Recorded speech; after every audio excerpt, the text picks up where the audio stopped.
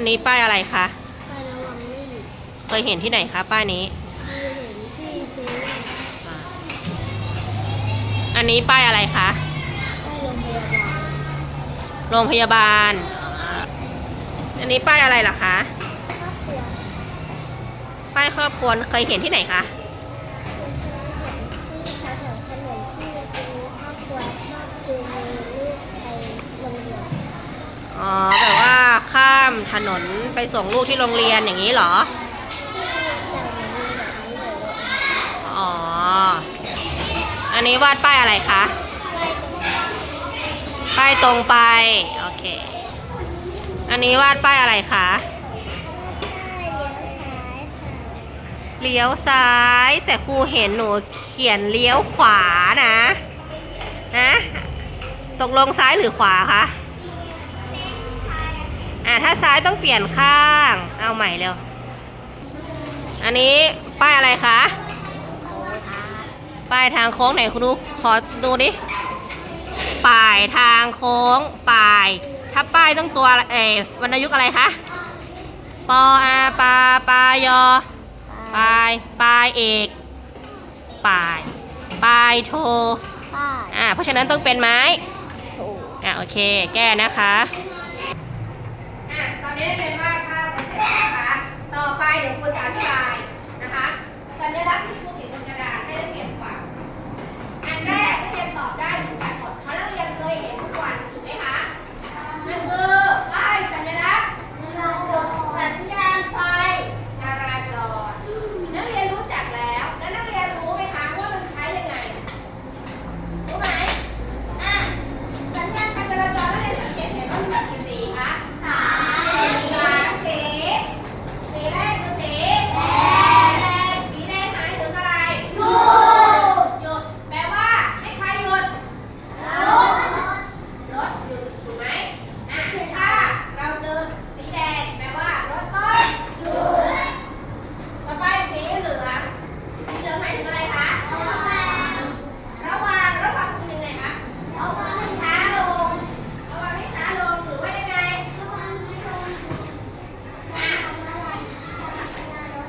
ให้เราชะลอรถสีเหลืองจะมาหลังจากสีอะไรสีเหลืองจะมาหลังจากสีเขียวแปลว่าสีเหลืองหมายถึงให้เตรียมหรือระวังแหละหรือว่าระวังหรือเตรียมที่จะหยุดรถเข้าใจไหมคะต่อไปสีเขียวคือไปได้แปลว่าเวลาเราขับรถเจอสีเขียวคือไปได้หลังจากสีเขียวจะเป็นสีเหลืองก่อนพอรถวิ่งไปด้วยความเร็วเจอสีเหลืองปุ๊บเราต้องชะลอรถแล้วถูกไหมคะชะลอรถเพื่อที่จะหยุดพอสัญญาณไฟสีแดงออกไปว่ารถต้องจอดสนิทแล้วนะคะต่อไปถ้านักเรียนขับรถไปกับพ่อกับแม่ถ้าเจอไฟแดงแล้วพ่อแม่ขับไปแปลว่าพ่อแม่เราทำถูกไหมไม่ถูกนักเรียนจะต้องทำยังไงคะต้องเตือนนะคะว่าอันนี้ไฟเหลืองพ่อแม่ต้องเตรียมหยุดแล้วนะส่วนไฟแดงต้องหยุดห้ามฝ่าไฟแดงถ้าฝ่าไฟแดงจะเกิดอะไรขึ้นไม่ใช่แค่ตำรวจจับจะเกิดอันตรายกับเราได้เข้าใจไหมคะอันตรายถึงขั้นเสียชีวิตได้เลยนะคะต่อไปป้ายที่สองป้ายอะไรคะทางม้าลายถูกต้องเพราะว่าเรา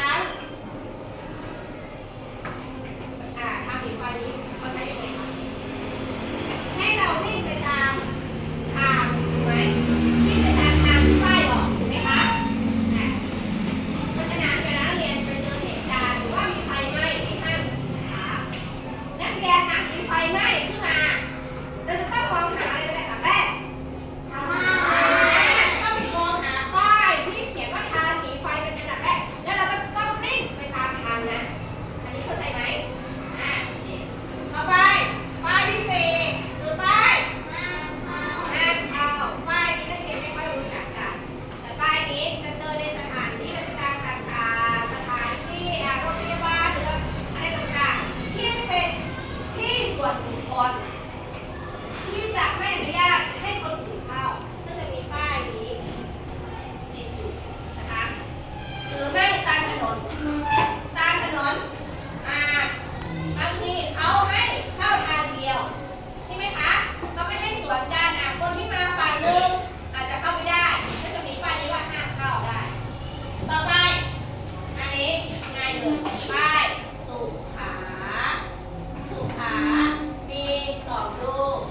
ปแรกรูปผู้ชายรูปที่2เป็นรูปผู้หญิงแปลว่ารูปผู้ชายก็คือให้แค่ผู้ชายเข้าเท่านั้นผู้หญิงเข้าของผู้ชายได้ไหมไม่ได้และผู้ชายเข้าของผู้หญิงได้ไหมไม่ได้เพราะห้องน้ำคือที่เราจะทำธุระส่วนตัวนะคะผู้หญิงผู้ชายเป็นเพศตรงข้ามกันไม่สามารถเข้าร่วมกันได้แต่ถ้าเป็นที่บ้านได้ไหมคะได้แต่ถ้าเป็นที่สาธารณะอย่างโรงเรียนโรงพยาบาลตามตลาดต่างๆเราต้องแยกกันเข้าและป้ายสุดท้ายคือลิฟต์อันนี้เราจะเห็นตามห้างโรงเรียนเรามีลิฟต์ไหมคะไม่มีโรงเรียนเรามีบันไดตามห้างมันมีหลายชั้นมันจะมีลิฟต์ขึ้นอันนี้เครื่องหมายนี้คืออะไรคะขึ้นเครื่องหมายนี้คือลงแล้วอันนี้สามารถเข้าร่วมกันได้ชายกับหญิงได้ไหมคะ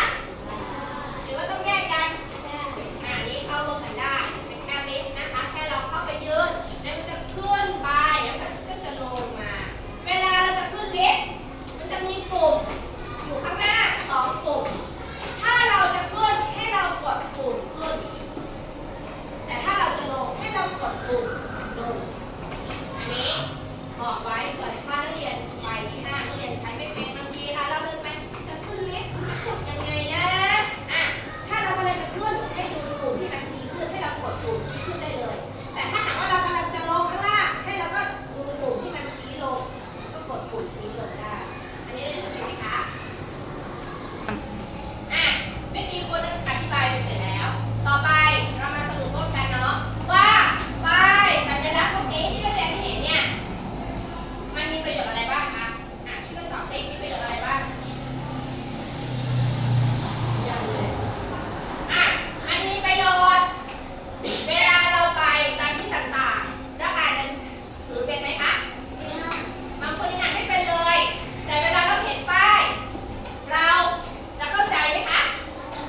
เราสามารถเข้าใจได้ป้ายหรือสัญลักษณ์ต่างๆสามารถบอกให้เราได้ว่าอันนี้เราควรทำอย่างไรอันนี้เราควรทำแบบไหนป้ายนะถนนเลี้ยวทางไหน